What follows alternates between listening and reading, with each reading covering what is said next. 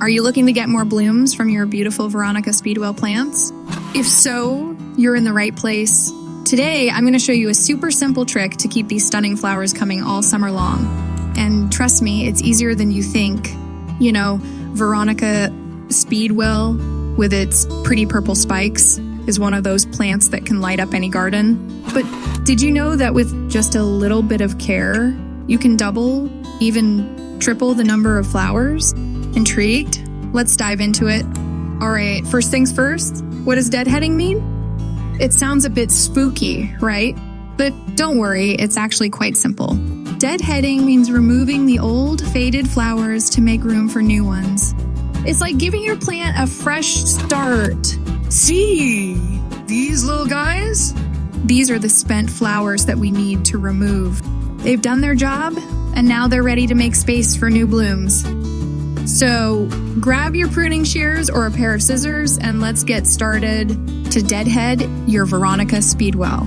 Look for the stem right below the faded flower.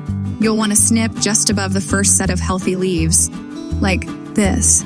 Snip, that's all there is to it. Now, repeat this for all the faded flowers. It's a bit like giving your plant a haircut, and who doesn't love a fresh new look, right? Keep going until you've removed all the spent blooms. And don't worry if you cut a little too much, these plants are pretty forgiving. They'll bounce back in no time. Look at that! In just a few minutes, we've given our Veronica Speedwell a makeover. And you know what? In a couple of weeks, you'll see new buds forming, and before you know it, more beautiful flowers will be popping up.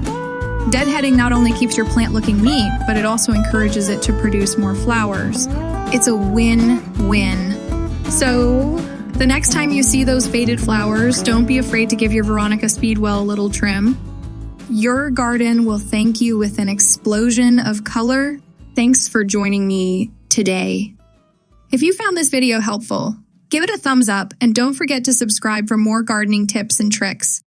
And hey, if you have any questions or tips of your own, drop them in the comments below. Happy gardening, everyone.